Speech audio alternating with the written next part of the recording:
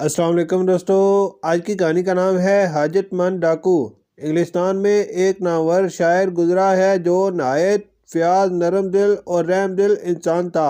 ایک دن وہ اپنی بیوی کے ساتھ شہر سے باہر ایک خوبصورت سبزہ زار میں سیر کر رہا تھا۔ اچانک ایک ہٹا کٹا آدمی جھاڑیوں میں سے نکلا اور شاعر کے سامنے پستول تان کر کھڑا ہو گیا۔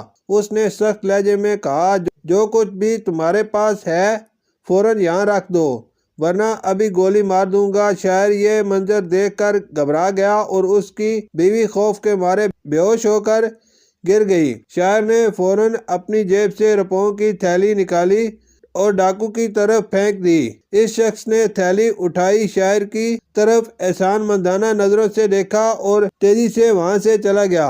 اتفاق سے اسی وقت شاعر کا ایک نوکر وہاں پہنچ گیا۔ شاعر نے اسے حکم دیا، اس آدمی کے پیچھے جاؤ اور معلوم کرو کہ وہ کہاں رہتا ہے اور اس کا کیا حال ہے۔ نوکر فوراً اس کے پیچھے چل پڑا۔ تقریباً 2 گھنٹے بعد وہ واپس آیا۔ شاعر نے پوچھا، کیا معلوم ہوا؟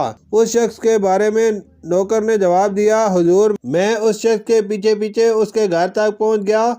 وہ اندر داخل ہو کر دروازہ بند کر بیٹھا۔ میں نے دروازے کے ایک شگاف سے اندر جھانکا، دیکھا کہ اس نے وہ روپوں کی تھیلی اپنی بیوی کے سامنے رکھ دی اور بولا، لو، میں اپنا ایمان بیچ کر یہ پیسے لایا ہوں۔ پھر اس نے اپنے 2 چھوٹے بیٹوں کو اپنے دونوں گھٹنوں پر بٹھایا اور کہا، میرے پیارے بچوں، میں نے اپنے دین اور ایمان کو خاک میں ملا کر یہ پیسے اس لیے حاصل کیے ہیں تاکہ تم بھوک اور فاقوں سے بچ سکو۔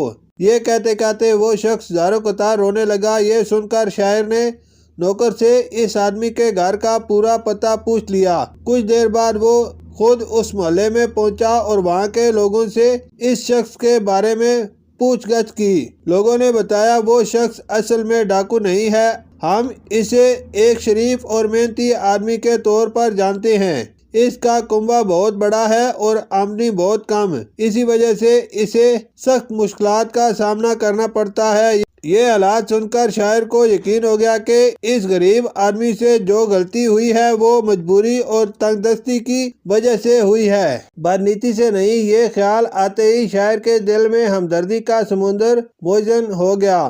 وہ فوراً اس آدمی کے گھر پہنچا اور اسے باہر بلایا۔ وہ شخص شاعر کو دیکھ کر گھبرا گیا اور فوراً اس کے قدموں میں گر کر معافی اور رحم کی درخواست کرنے لگا۔ شاعر نے اسے محبت سے اٹھایا، تسلی دی اور اپنے ساتھ گھر لے آیا۔ پھر اسے کسی اچھی جگہ ملازمت دلوا دی۔ کچھ ہی عرصے میں اس غریب آدمی کی حالت سنبھل گئی، غربت دور ہو گئی اور اس کے گھر کے حالات بہتر ہو گئے۔ یہ واقعہ ہمیں سکھاتا ہے کہ بعض اوقات انسان کی غلطی کے پیچھے مجبوری اور حالات ہوتے ہیں، اس لیے جہاں ممکن ہو رحم، ہمدردی اور مدد کا راستہ اختیار کرنا چاہیے۔ شکریہ۔